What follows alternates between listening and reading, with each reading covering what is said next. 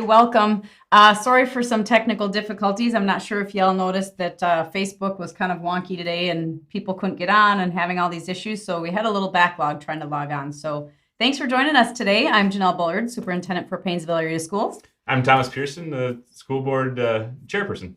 All right. So thanks for joining us. We're going to walk through some operating referendum stuff. I know that when we talk about levies and votes and referendums and all that jazz, it can be kind of dry. So we're going to keep it as exciting as possible, but also just really try to be as informative as we can to make sure that you all have an opportunity to ask questions and make sure that you understand why the district is going out for an operating referendum on November 2nd. Mm-hmm. So I'm doing a little active pause. Thomas, would you mind watching for questions for us? I certainly can. Yep. Sweet. So we're going to kind of see if we have any questions pop along. But in the meantime, we're going to just go through some nuts and bolts of the election information. So if you wouldn't mind starting us off, Matt, we've got where our election is taking place. So the voting on November 2nd is going to take place at the Paynesville Area Center, or what I hear frequently called the Green Roof building. So from 12 o'clock p.m. until 8 o'clock p.m. is when live voting is taking place on November 2nd. The next piece I want to make sure that I remind people about is that you can do absentee ballot voting. So here in our district office, we're set up where people can come in anytime or any day of the week that the district office is open, and they can cast an absentee ballot vote. So I think that's really important, just so people remember that if you can't be there on November 2nd, to stop on into the district office, and we'll make sure that we get your vote delivered to Stearns County, and then it gets counted on November 2nd. And as it's noted there, you have up to November 1st to do that absentee ballot as Absolutely. well. So Absolutely. There's no restriction on that time. Perfect. So just logistically, what's on the ballot? Sometimes, when you look at a ballot question, they're really full of like jargon, and it is super prescriptive language that we need to use. And that is actually via statute. So you'll notice that it is very, very much telling you that the proposed referendum would increase each year by the rate of inflation and be applicable for 10 years. So the dollar amount that we're asking for is $531 per pupil or per student. And I think it's really important just to know that when you look at the ballot, it's going to say right on the ballot, by voting yes, you're voting to increase your taxes. And I think it's really important that you know that the reason that's on there is because that's on there by law. So it's important. So a couple of other pieces just to take a look at on this slide. So beginning in fiscal year 22-23, you will notice that there is an overlap with our existing authority. It's 3925 is what we have currently. So for 1 year, those would overlap. And then after that 1 year, that 3925 expires. So this operating referendum that is expiring has been in existence for 10 years. So this isn't terribly new for residents of the Paynesville area community, so our school district as a whole, but it's been 10 years since we talked about an operating referendum. Yep. Okay, so I think it's also important for us to just spend a minute kind of taking a look at our neighbors and knowing how our property taxes that support our schools compared to our neighbors. So if you kind of take a look at our surrounding communities, you'll see we're the blue bar there. So in Paynesville, we're the second to the bottom when it comes to our total school property taxes. And I think that that's important just so that we know that we're not, we're not out of line from where our neighbors are. Correct, yeah. And the other thing that I think is kind of important for us just to, for me to share with you, is that I do know that many of our neighbors are also going out for operating referendums, and they're going out for capital levies and some things like that as well. So if we look at this chart in another year, you're going to see another discrepancy where there's going to be more that are higher than us. Again, which I think is, to me, I think that's important for us to know that we're really competitive and comparable to our surrounding communities. The next thing I think is going to be important for you to take a look at as you scroll on to the next slide. Ooh, sorry, Matt, I kind of threw you for a loop there on that one. But one of the things that's important for us just to talk a little bit about is this slide where we talk specifically about the voter approved referendum authority. So a little bit earlier, I talked about how the average is 850. And if you see where we are with that little tiny blue bar at the bottom, we have not, from a levy perspective and an operating authority, the school district has not come back and asked for a renewal until this one is about ready to expire. So I think it's important for you to see how far we are, how far down our ask is in comparison to our neighbors. But it's also important to take a look at that last bar, which is the state average. And so that's where the state across all of Minnesota, so that includes metro and rural and everything in between. But that's the state average for what a voter approved referendum really where that sits. And we feel that our ask is at this point in time very fiscally responsible, and us as a district have been purposefully responsible with our dollars so far. And we're at the time a renewal is going to have to happen, and again, our ask is we feel pretty responsible in that. Yeah. So a lot of people have asked kind of what is an operating referendum used for, and where does that money go? Okay, so this slide kind of shows you. This is actually this graphic was taken from our audit. So this is as transparent as it can get about like this is where our finances are. And so you'll see on the bottom of the screen, it kind of tells you that you've got 66% that are regular vocational and exceptional instruction. And then you have 15% that are support services. So really, in essence, I think the most important thing for you to see is that 81% of our operations are student focused, and they're all about some form of either instructional support or student support services.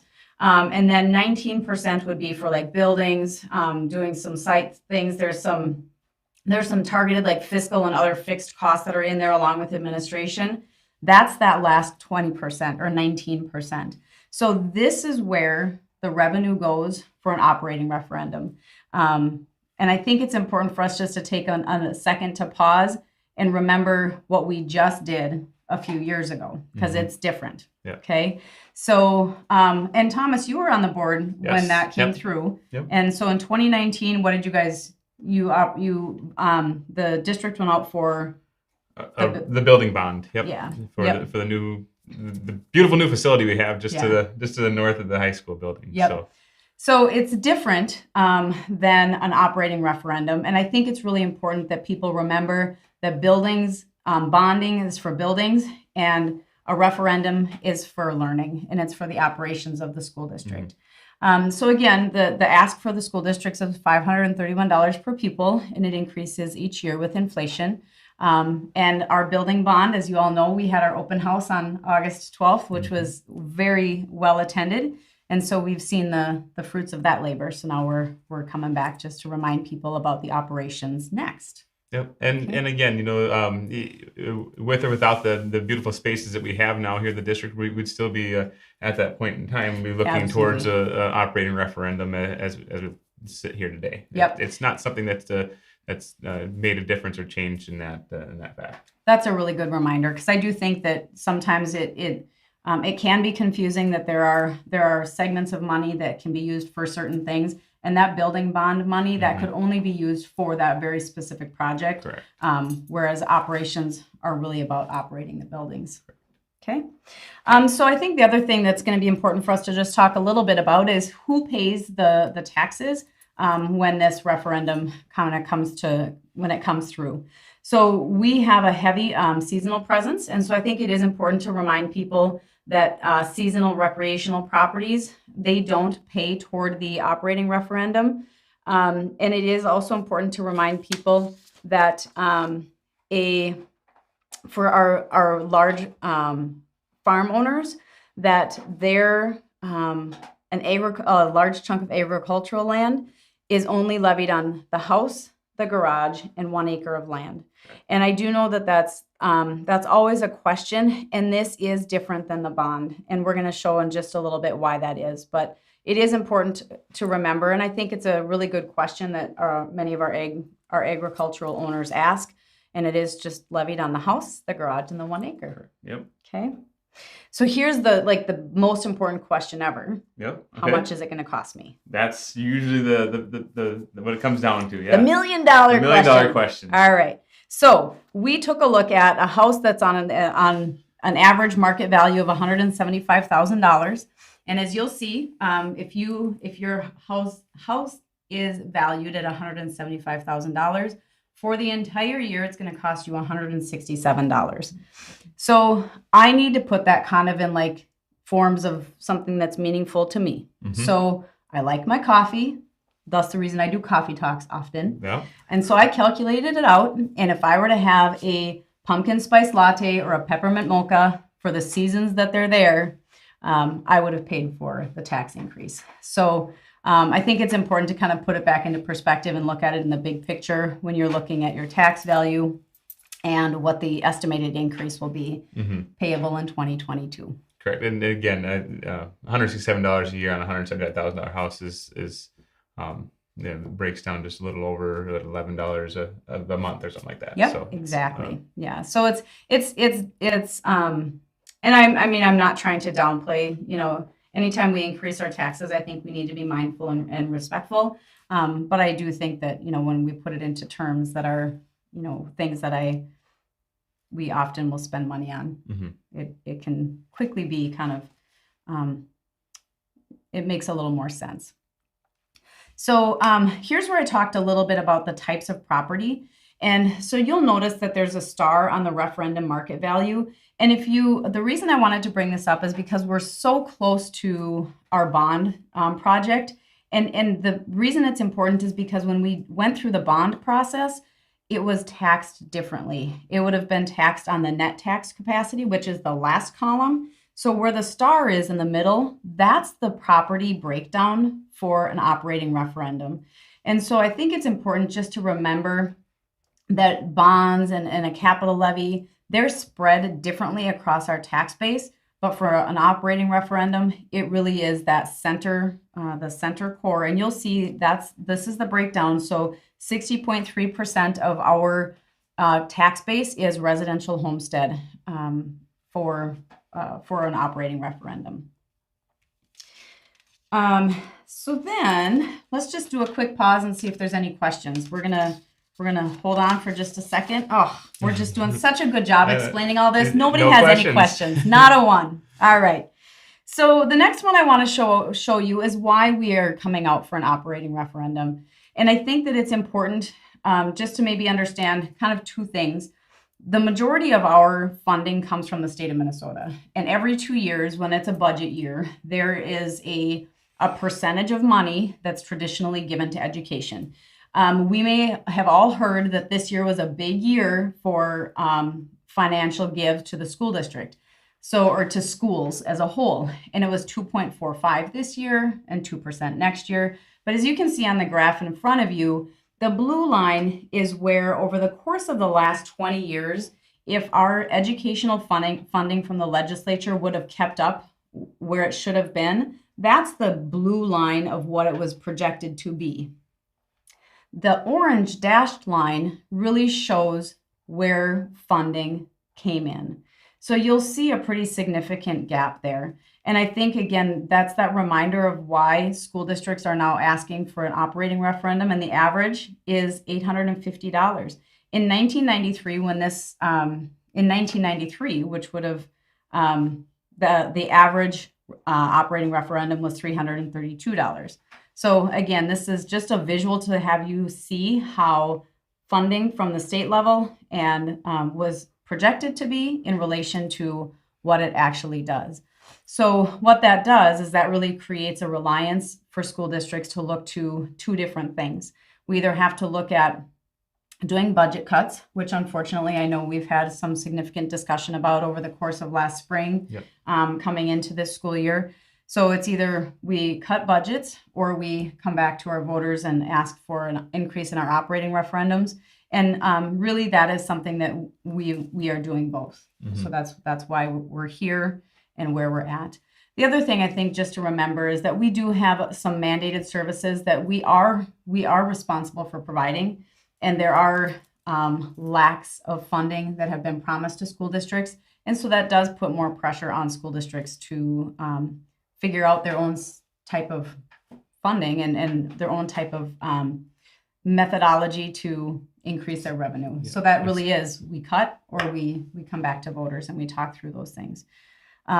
So I think that the reason I think it's important to have just that reminder is because I think Paynesville Area Schools has done a really nice job of being very fiscally responsible. So I have a beautiful scenario to walk in on this and just not have had to do some of the heavy work that's been done in the past.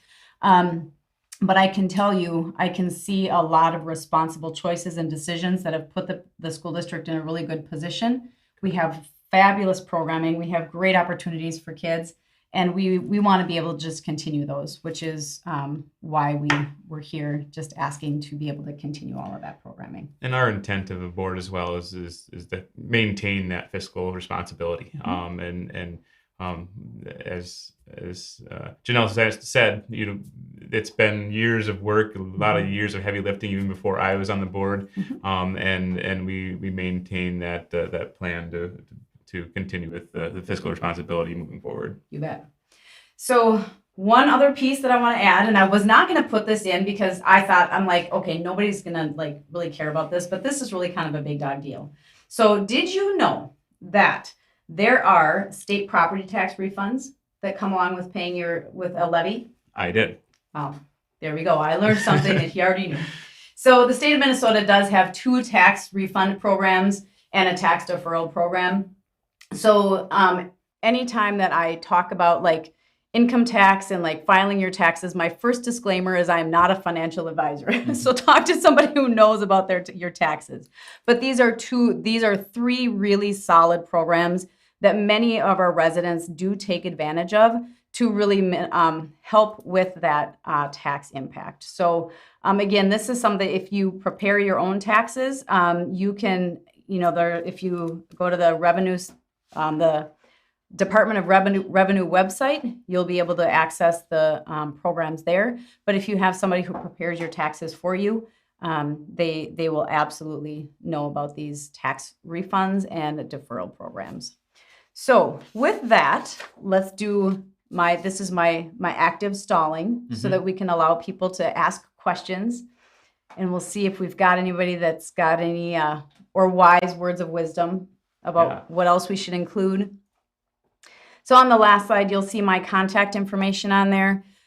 So Jody and Greg are 2 individuals who have worked with the school district for a number of years. They're from Ellers, and Ellers really are our financial advisors. And so if you do have questions, you certainly are welcome to reach out to them, but I'm happy to answer any questions that you have.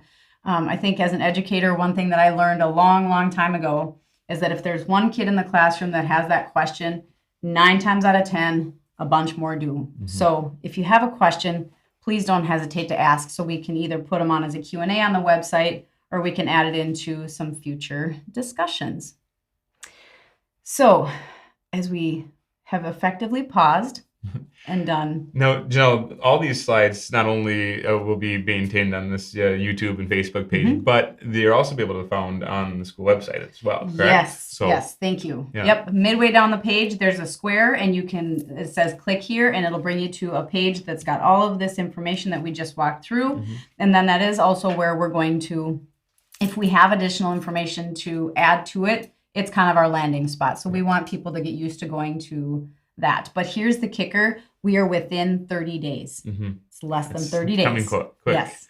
So November 2nd, get out and vote, or come sooner and come see us in the district office, and you can cast your ballot there. Yeah. Perfect. All right. Well, Thomas, thanks for joining me. Not a problem. I appreciate the opportunity to be here today. All right. Thanks so much, Matt. Take care, everybody. Have a wonderful afternoon.